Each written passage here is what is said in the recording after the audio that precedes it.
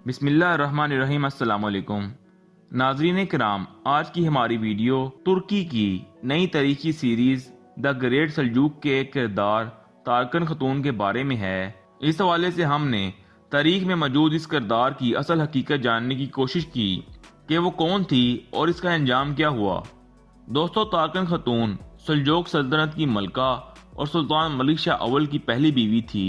और इसका ताल्लुक एक शाही घराने से था जो कि तारीख में कारा खानी सल्तनत के नाम से जानी जाती है।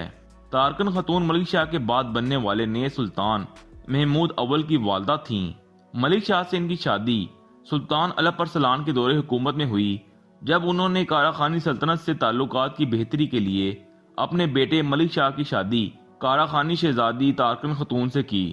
नाजरीन, तारकन खतून की शख्सियत सल्जूकी तारीख में एक मुतनाज़ा शख्सियत रही है। तारीख में इनके 3 बेटों और एक बेटी का जिक्र मौजूद है, जिनमें दाऊद, अबू शुजा अहमद, महमूद अव्वल और बेटी माह मलिक खतून का जिक्र मौजूद है। इनमें से 2 बेटे दाऊद और अबू शुजा अहमद बचपन में ही फौत हो गए थे, जबकि तीसरे बेटे महमूद थे जो कि मलिक शाह की वफात के बाद सल्जूकी सल्तनत के नए हुक्मरान बने। महमूद की उम्र इस वक्त सिर्फ 4 साल थी और तारीख दान अपने 4 साला बेटे की तख्त नशीनी को बदनीयती पर मबनी करार देते हैं और इसके दर पर्दा तारकन खतून के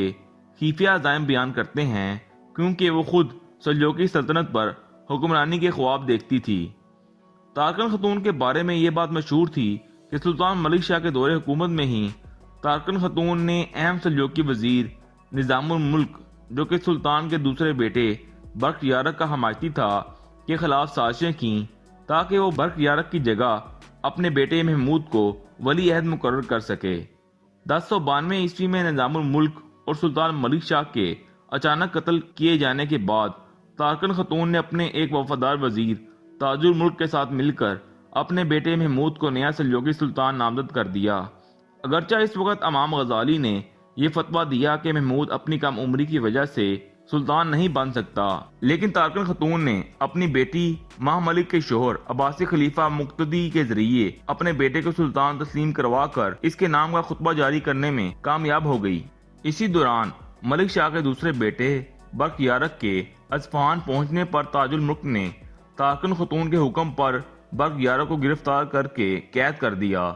लेकिन निज़ामुल मुल्क के हामियों, जो कि तारकन खतून के खिलाफ थे, बर्क यारक को कैसे आजाद करवाया और इसे मौजूदा ईरान के शहर रे ले गए, जहां निज़ामुल मुल्क के दामाद ने बर्क यारक की ताजपोशी की और इसे नया सुल्तान नामजद कर दिया, जिसके नतीजे में तारकन खतून ने बर्क यारक के खिलाफ फौज रवाना की, लेकिन इस फौज को शिकस्त हुई और बर्क यारक ने अस्फहान का मुहासरा करके इस पर कब्जा कर लिया। तारकन खतून के बेटे महमूद का दौरे हुकूमत सिर्फ 2 साल रहा और सल्जूकी सल्तनत में 2 साल खाना जंगी के बाद बर्क यारक नया सुल्तान बन गया, लेकिन मुल्क में खाना जंगी जारी रही।